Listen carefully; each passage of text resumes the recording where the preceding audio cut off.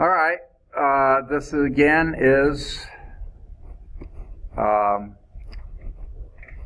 it's 2:12. We're 12 minutes late getting started. Sorry, I ran over in my last class. I only have 5 minutes in between classes, and I had to run down the hall for a bit and also stopped and talked with someone for just a couple of seconds.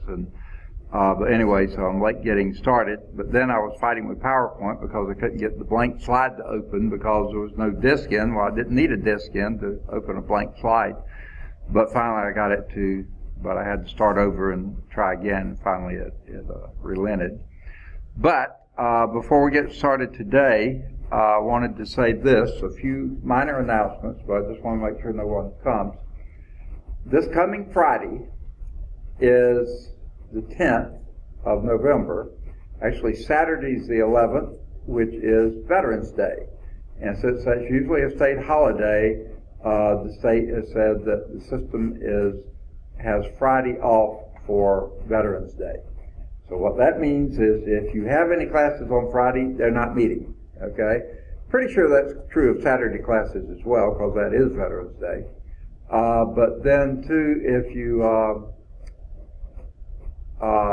you were planning to come and have an appointment or meet with somebody, advisor, financial services, anything like that, don't bother, because Friday the college is closed. No one will be here. The college will be closed. Security will be here, that's all, but the building probably will be locked up. There will be no one here, so there's no reason for you to come to campus. So enjoy your holiday. All right, number 2. I don't think any of you are going to be here for fall term because you're either transient students or graduating, I'm guessing. But if you are, they are planning to start practicing for the next fall's math team now, not waiting until September to practice for a competition in October. They're practicing now. So if you are interested, if you're going to be here next fall and are interested in participating, or if you know of someone who is, that will be here next fall, please either give me their names or give the name to Ms. Nyla Geraci. Okay. And then the last thing, and I've said this and I'm trying to say it in all my classes, I'm hoping that all of you are registered to vote in the state of Alabama. If for some reason you're not and you're eligible to, please register before the end of this month. There's some deadline coming up. I don't know exactly what day it is, but that there is a special election for the U.S. Senate that's coming up on December 12th. That's a Tuesday, December 12th. Not a normal time for elections at all, okay? But that's when the special election is scheduled for. And usually off-term elections are very low participation, and special elections like this are really low participation, which is sad, and it's not good, because my wife did some figuring on the primaries for this Senate seat. In the 2 primaries, and all the candidates that were there, the maximum votes that any candidate got in the primaries was 8% of the electorate. In other words, of the people eligible to vote in the primaries, less than 10%, well, less than 15% of them showed up, so the person who got 8% won the primary. That's not a democracy. That's no way for us to do. So if you ever thought your vote really doesn't count, this time it counts really big time, because there probably is going to be extraordinarily low turnout in the election. So that makes it all the more important that we get out there and vote, because the people who are controlling everything, they're going to vote, and they want to get their candidates in. They do not want the rest of us to pay attention to the election, and they want us not to vote. So don't let them have their way. Get out there and vote. I'm not telling you how to vote, for whom to vote, but go. There's only one election, and that's the U.S. Senate seat. It's a very important one. Please vote on December 12th. Okay. And tell all your family, tell your friends, tell your neighbors, tell your church members, tell club members, anyone you go see, anywhere, encourage them to vote on December 12th. Don't forget. It may be cold and rainy and stuff. please vote. Give people rides to go vote. We need people to vote. All right, enough of that paid political announcement. Okay, I wish someone were here to ask if there are any questions, but no one is here, so I'll just proceed.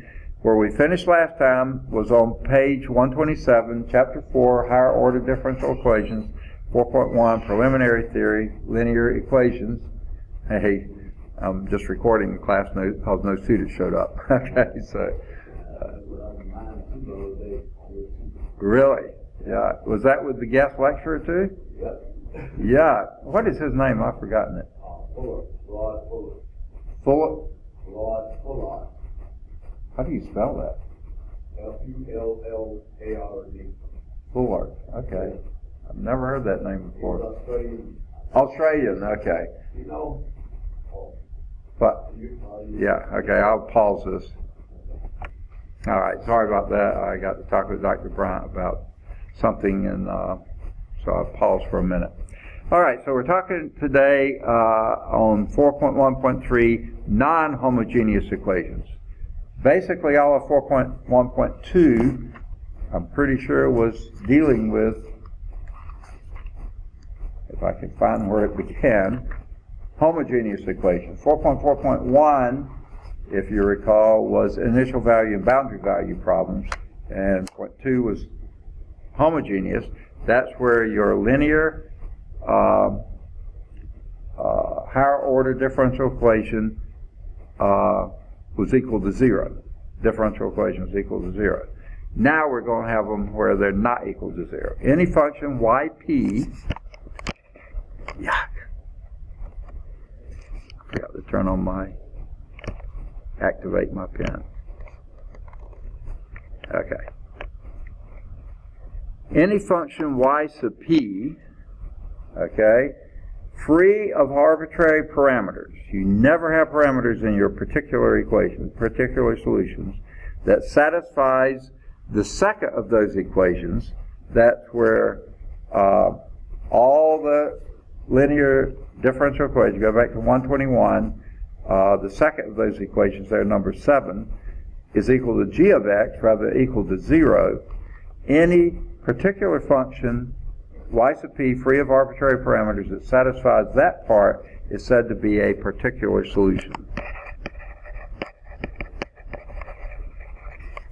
That's particular, by the way, solution.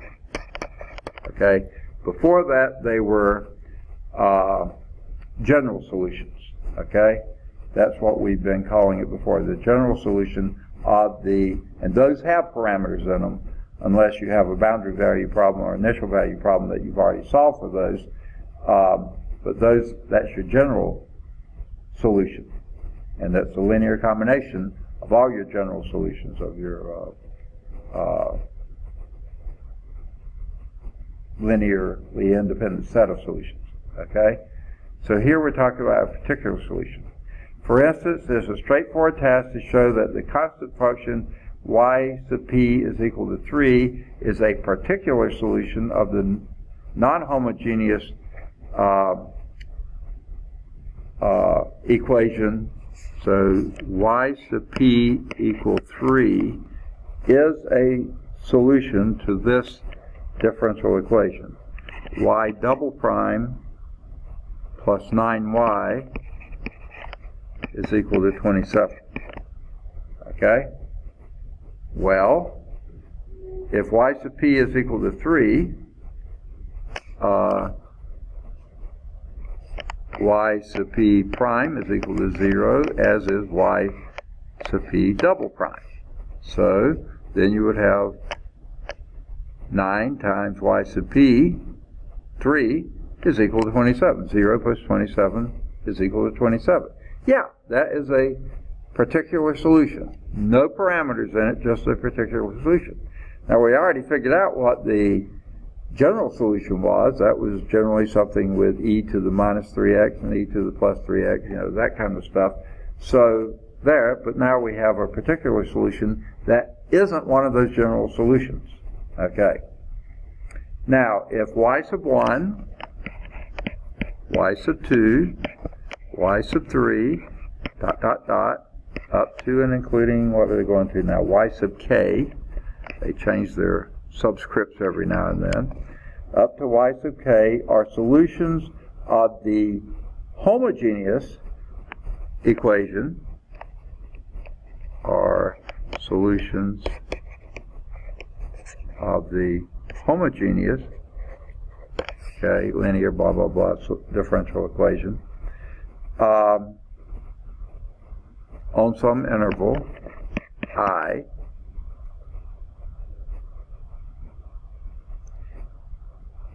and this y sub p, or some y sub p, is any particular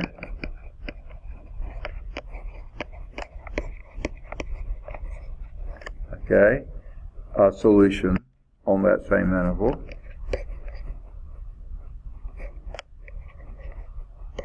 Okay.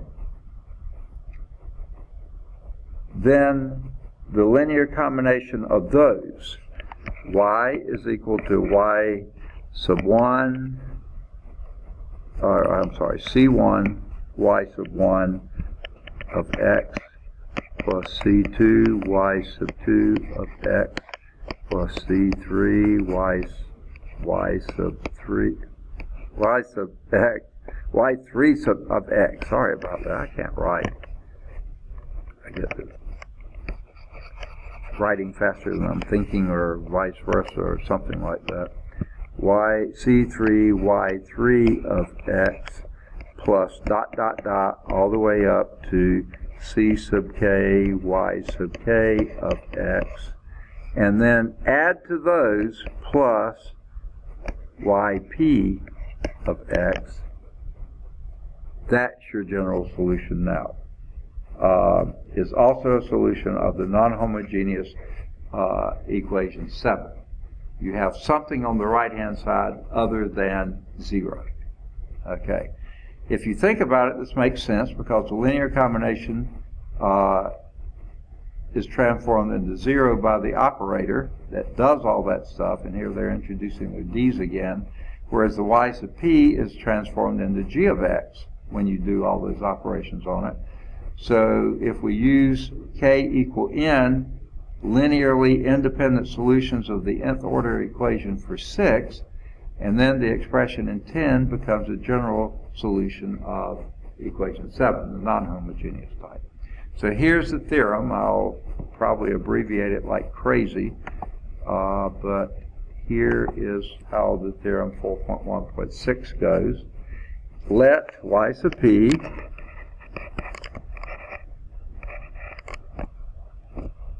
be any particular solution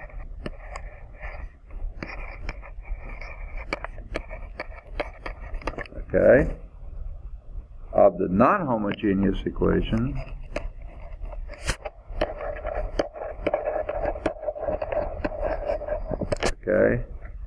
linear nth order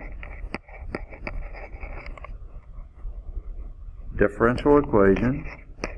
This is the one, number 7, back on 123 or 1 or wherever it was back there. On an interval I, and let y sub 1, y sub 2, y sub 3, dot, dot, dot, up to y sub n, be a fundamental set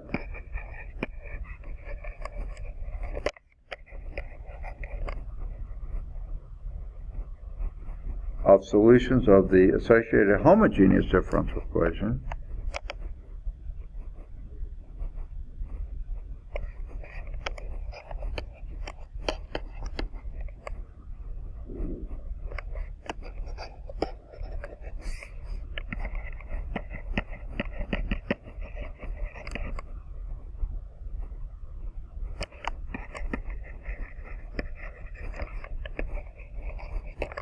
the homogeneous differential equation. I should put DE. Okay. That's equation 6 on I. Okay? Then the general solution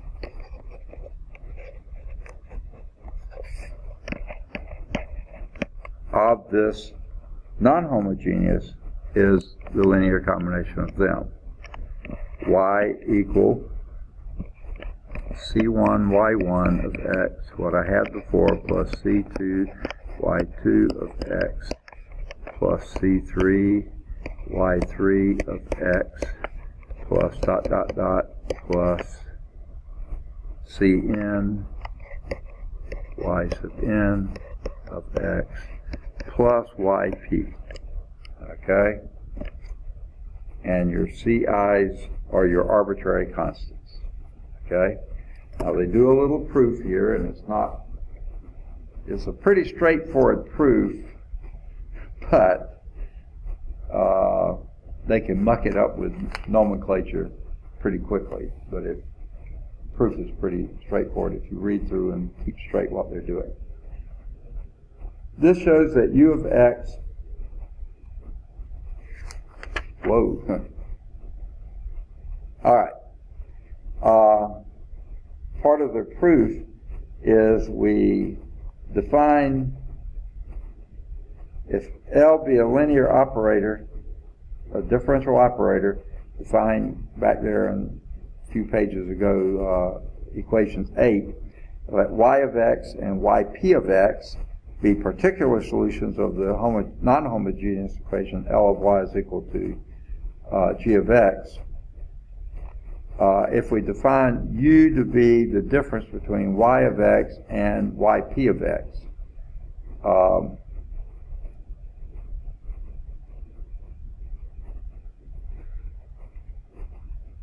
then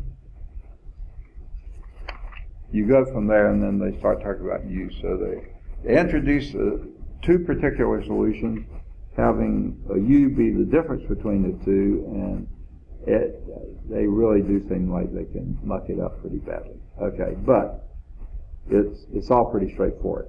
Let's look under complementary functions here. We see in theorem 4.1.61, it's on the screen right now,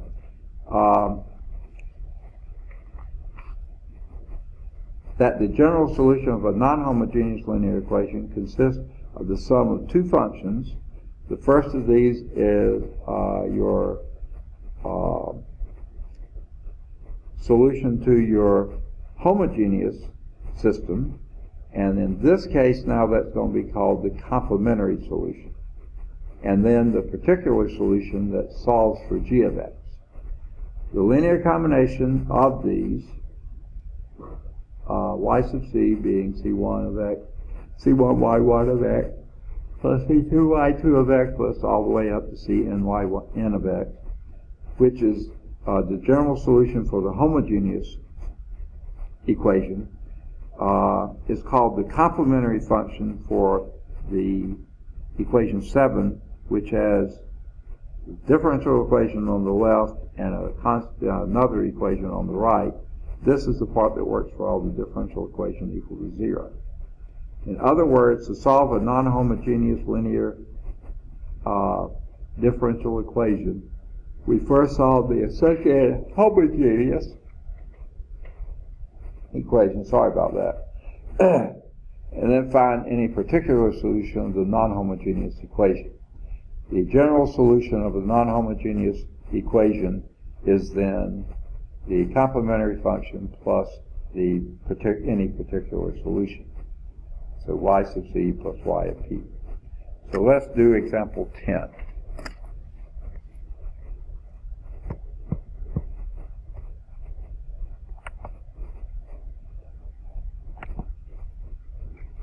All right.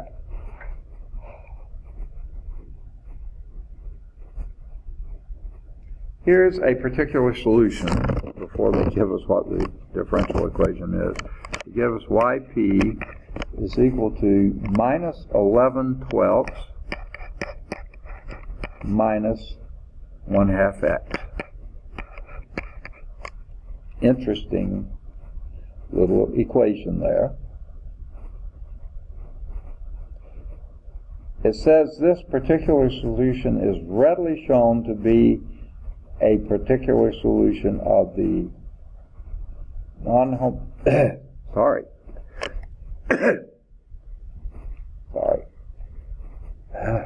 Non-homogeneous equation, and here's what your equation is: y triple prime minus 6y double prime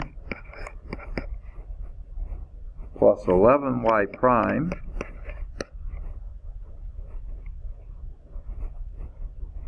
minus 6y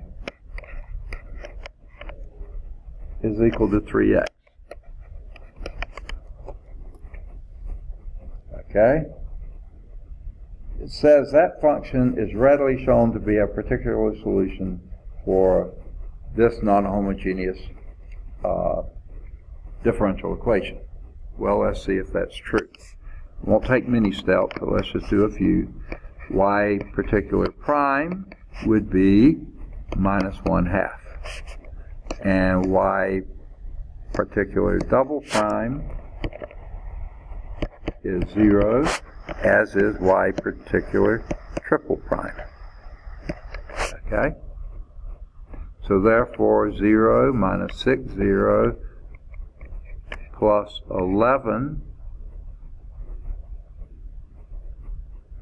times 1/2, that's minus 1/2,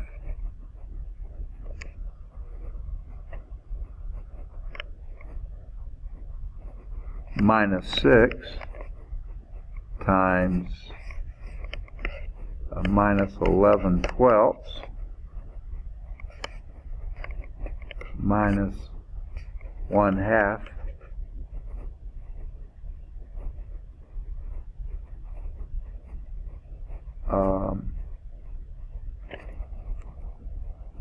x. Okay, lost where I was there. The question, is that equal to 3x? Okay.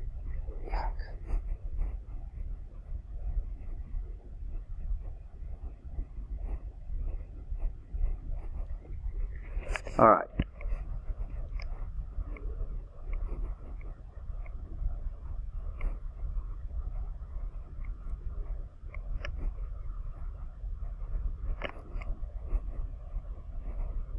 Yeah, okay. Got lost where I was. So this is minus 11/2 plus 66 twelfths. Well, wait, we can do better than that. Okay. All right. That 6 will go into 12 twice. That's plus 11/2. Okay.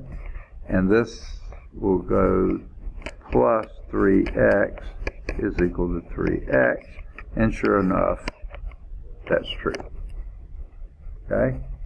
Now, what they didn't say is how in the world they got that particular solution. That's coming later. And that's one thing I really don't care for how this book is put together.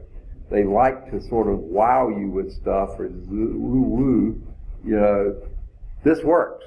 Verify it, show it. It's easy to show, okay? Well, how did you get it? It seems like that should be the first thing they teach you and then show you that it works. But they choose not to. I don't know why. It seems like more and more books are liking to do this. I do not know why they're using this approach. Okay, but anyway, that's a particular solution. Notice they don't say it's the only particular solution. They just say it's a particular solution. Later they'll use the term any particular solution or something like that. Okay? But it's a particular solution because it works. Okay? Now, what we have shown a particular solution, now we need to focus on the homogeneous part only. And that's this. Y triple prime minus 6y double prime plus 11y prime minus 6y is equal to 0. Okay. Now, I wish they had already shown us how to do this. I know how to do it, but it just seems a shame that what they do now, to write a general solution to this, we must be able to solve the associated homogeneous equation. This is it, associated one. But in example 9, which was just a page ago, we showed that we do have three solutions that are linearly independent, so therefore they form a fundamental set, and that was the one we did last time. So that's now called the complementary solution, so y sub c is equal to a c1 e to the x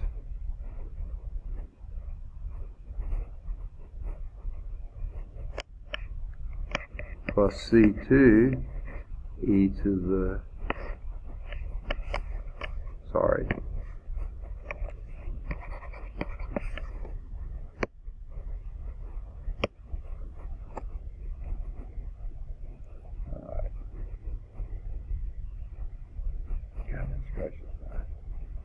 eyes are so dry it's hard to read. C1 e to the x plus C2 e to the 2x plus C3 e to the 3x. Okay? Then add this particular solution, minus 11/12 minus 1/2 x. Okay? That this is, well, wait. I jumped ahead. That's your complementary solution without the particular solution in there. Sorry about that. Okay, I was jumping on to the next step. Okay, that's your complementary solution. So your general solution is y is equal to c1 e to the x plus c2 e to the 2x plus c3 e to the 3x, and this is where you then put in the minus 11/12. Okay, did it again.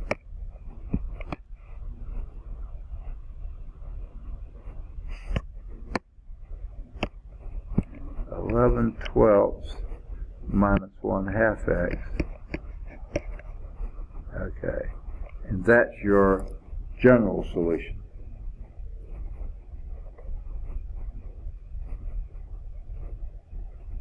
Okay, so that kind of leads to another superposition principle. It said the last theorem of this discussion will be useful in section 4.4, which is coming up in a while, when we consider a method of finding particular solutions of non-homogeneous equations. Okay?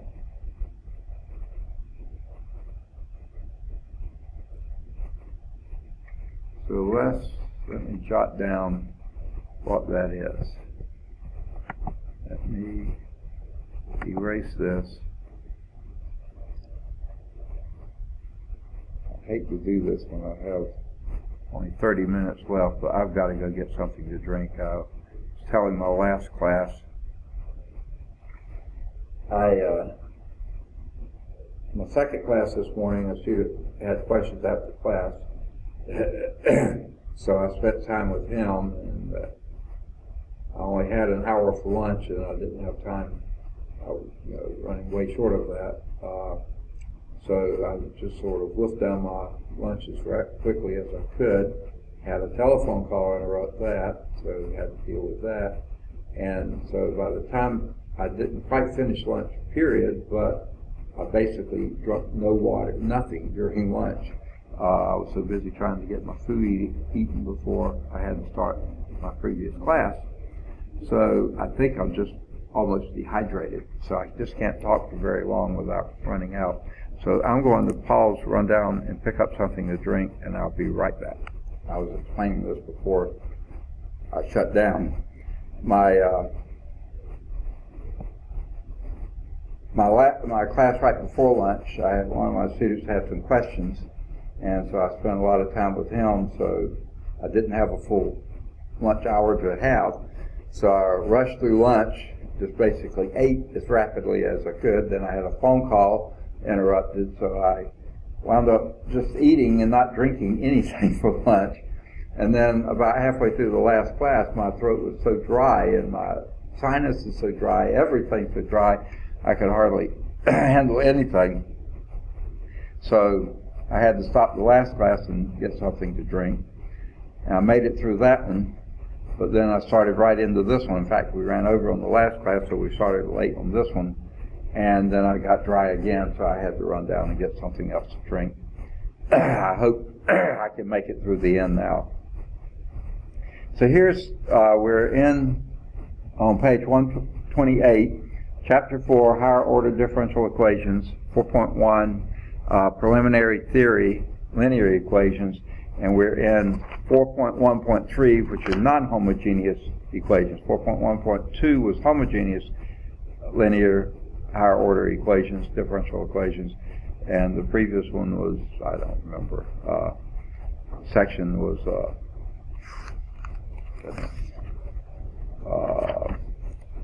initial and boundary value problems.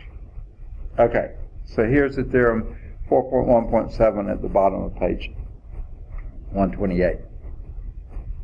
Okay, so what we have here is a bunch of particular solutions. Now, do you know what I mean by that? Okay. If you have a higher order, nth order, linear differential equation, okay? Now, what it means to be linear, y can only show up once in a term, in any kind of form.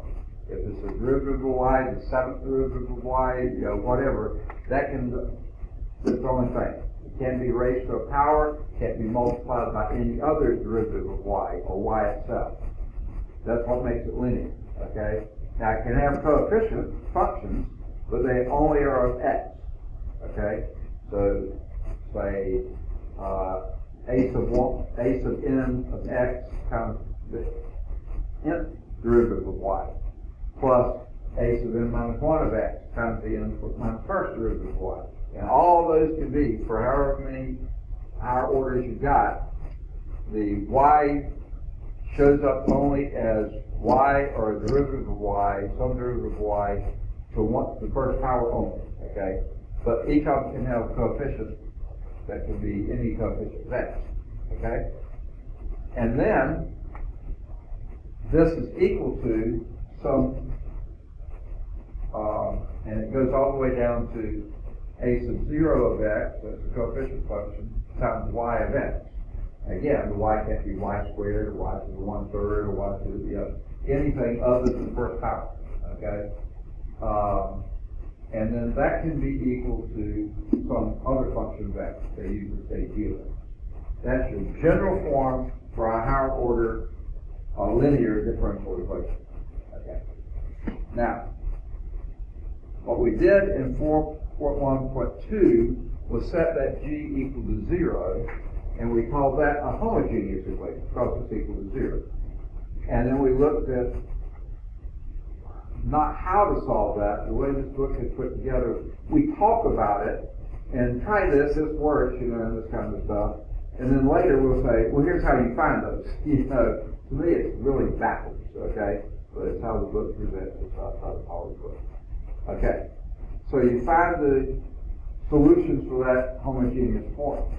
Now, they usually come with parameters. If you have nth order differential equations, you usually have n independent solutions. And we talked about independence as opposed to dependence. N independent solutions. And then any linear combination of those, C1, x to the 1, or y to the 1, plus C2, y to the 2, where the C's are any arbitrary constant. Okay? Those are all solutions, and that's called the general solution to the homogeneous equation. Alright, now what our particular solution is, if you do have a g of x over there making it non-homogeneous, any other solution to that whole mess of differential equations that will satisfy an equal g of x, that's a particular solution. Okay. And then what we just did just before this theorem was then say, if you have the non-homogeneous case, let's first do the homogeneous case and call that the characteristic solution, and that typically has your parameters in it, usually n parameters for an order differential equation. Okay? Then your particular solution is parameterless. It just is a solution. Okay? It happens to be a solution.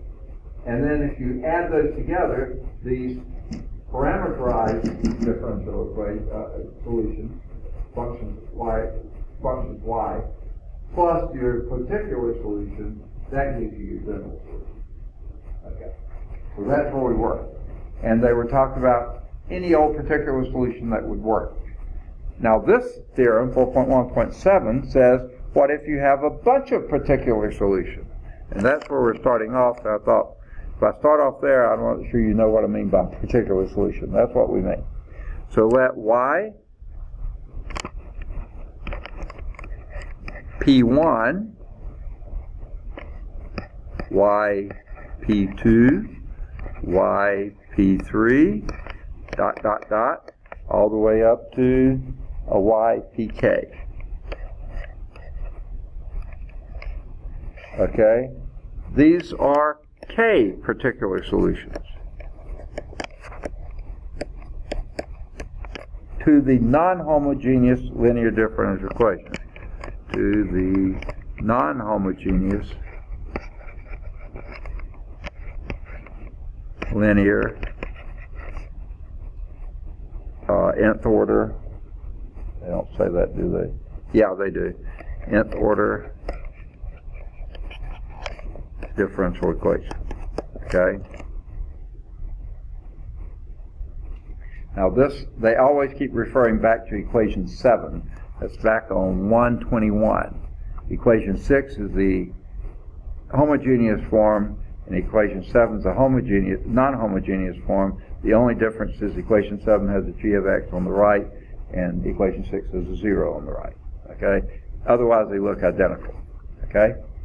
So these are K particular solutions to the non-homogeneous equation. In other words, they make the g make sense. On an interval I,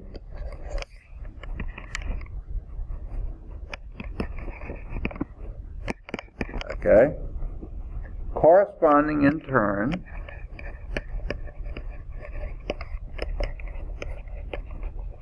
I don't know why they put the in turn in there, but I will too, to k distinct functions.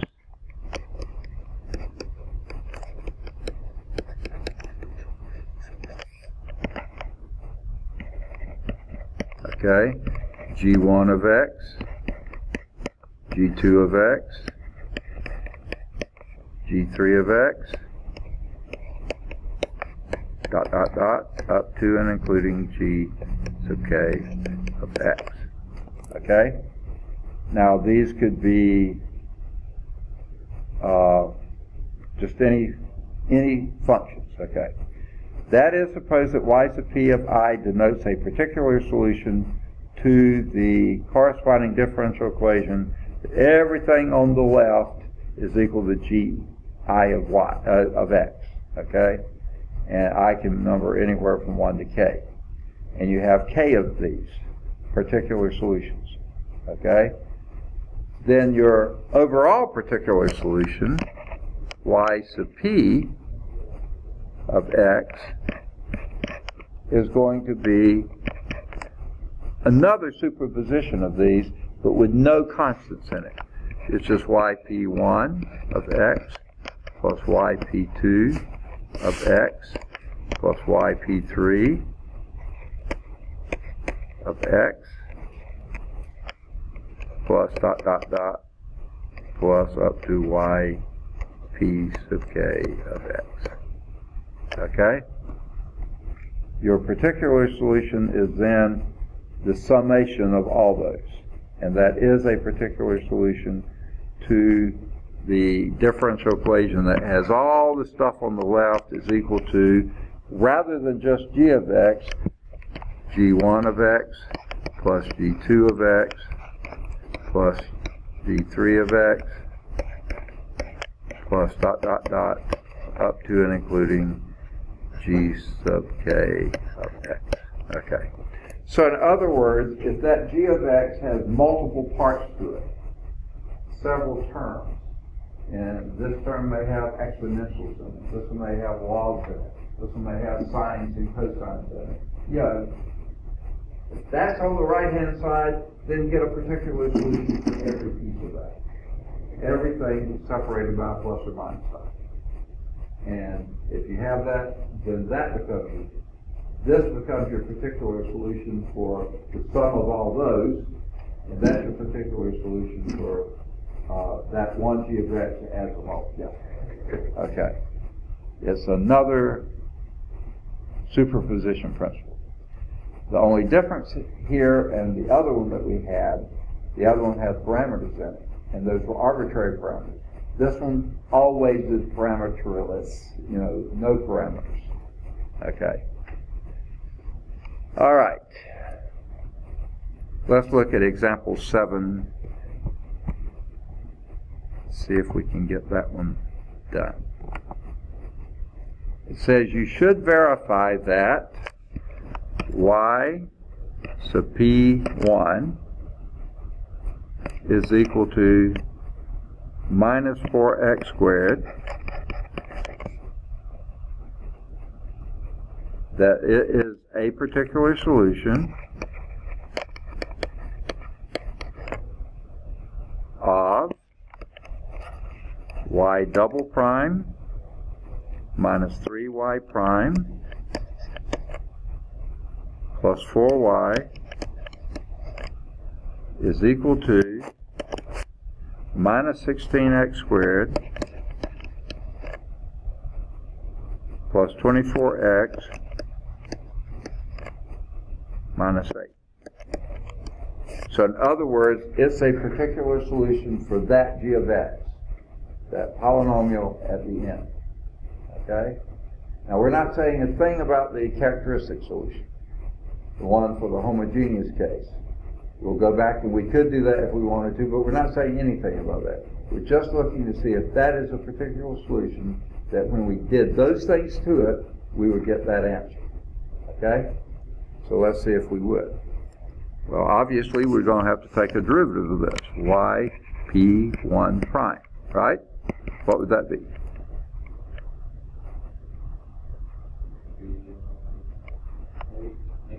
Negative 8x. And y p1 double prime would be negative 8. So let's see if indeed this is a particular solution for that differential equation. It would be negative 8 minus 3 times a negative 8x, that's y prime, right, plus 4 times y, which is a negative 4x squared, okay? Is that equal to minus 16x squared plus 24x minus 8? Well, minus 8's work, right? Minus 3 times minus 8 is plus 24x. Plus 24x here, plus 24x here. That sure works. Minus 16x squared, minus 16x squared. Yes, that is a particular solution to that differential equation with that g of x on the right. Now, we've said nothing about the characteristic solution. This is just a particular solution. That works. Okay? Now, we said nothing about whether it's the only one that works, but we know it works. Okay. How about another one? yp2 equaling e to the 2x. Okay? It claims that's a particular solution to this same equation, y double prime minus 3y prime plus 4y equal, but this time 2e to the 2x. Okay? Well, let's see if that works. We're going to have to take the first derivative. Y p2 prime would be what? 2e to the 2x. And y double prime of p2 would equal 4e to the 2x. So let's start plugging in. 4e to the 2x minus 3 times 2, that would be minus 6, e to the 2x, plus 4 times 4e to the 2x. Is that indeed equal to 2e to the 2x? Let's see. Here's a plus 4 is plus 8, minus 6 is plus 2.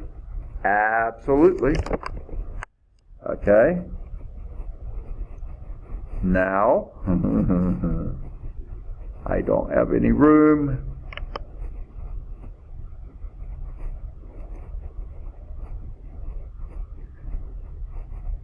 All right. You got it down. I can look it up in the book, whatever. Let's erase all this ink and do one more. yp3 equal xe to the ex. Okay? They claim that is a particular solution of y double prime minus 3y prime plus 4y equal to 2x e to the x minus e to the x. Okay? My eyes are so dry.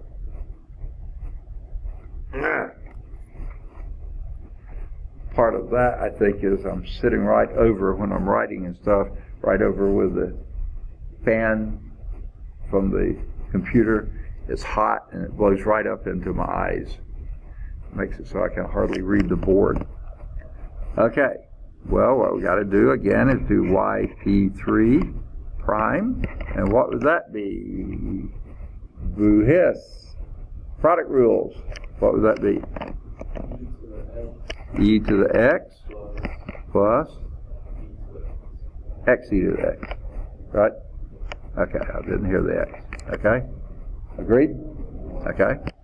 Y double prime p to the x, p3, I'm sorry, is going to be e to the x plus e to the x plus x e to the x. So this is 2e to the x plus x e to the x. Right? Alright, so let's plug in. That's your y double prime is 2e to the x plus x e to the x minus 3 times y prime, which will be minus 3e to the x minus 3x e to the x plus 4 x e to the x. Okay, and the question is that equal to 2x e to the x minus e to the x? Well, let's see.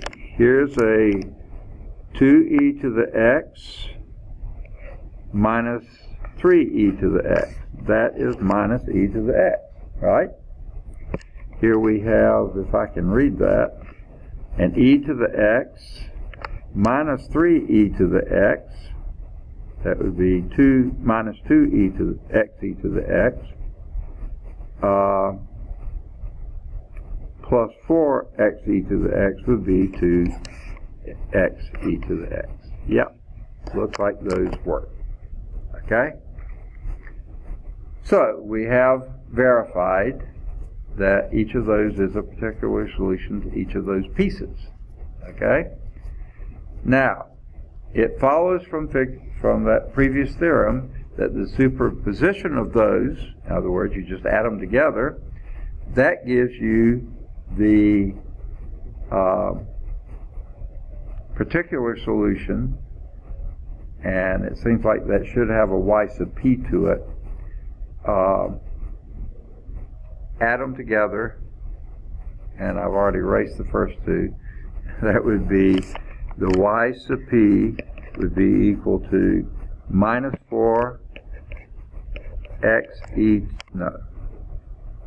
squared, sorry.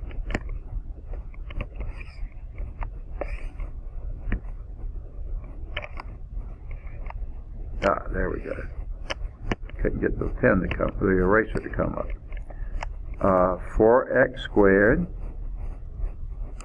The second one was plus e to the 2x plus x e to the x. Okay? That particular solution is the particular solution for this function, or this equation, differential equation. Y double prime minus 3y prime plus 4y is equal to this sum of the sums, minus 16 x squared plus 24x minus 8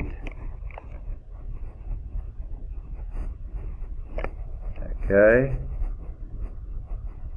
plus 2e to the 2x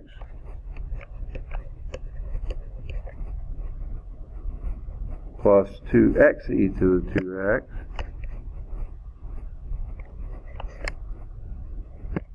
no, 2xe to the x minus e to the x. All right.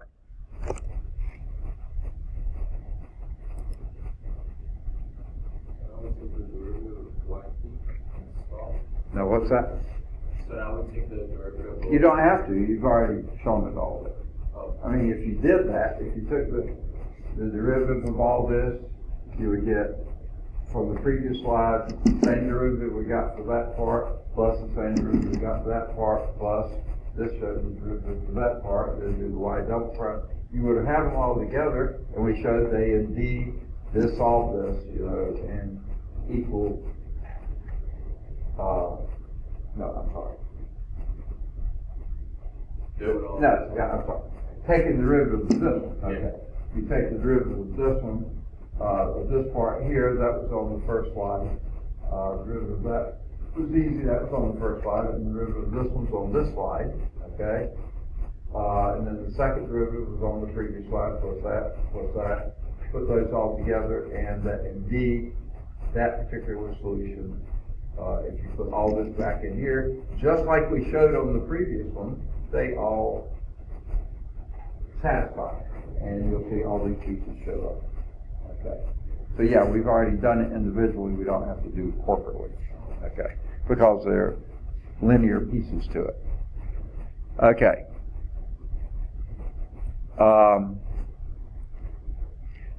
It says if y sub p of I are particular solutions of number 12 here is in that theorem, okay?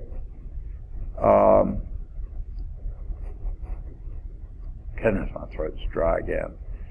Are particular solutions for that homogeneous, that non-homogeneous linear nth order differential equation for all the i's 1 through k, then the linear combination of them. And now they're putting the c's in there. C1, C2, C3 for each one of those, where c's are constant. It's also a particular solution for 14, which is the one at the bottom, where they didn't put the c's in, okay?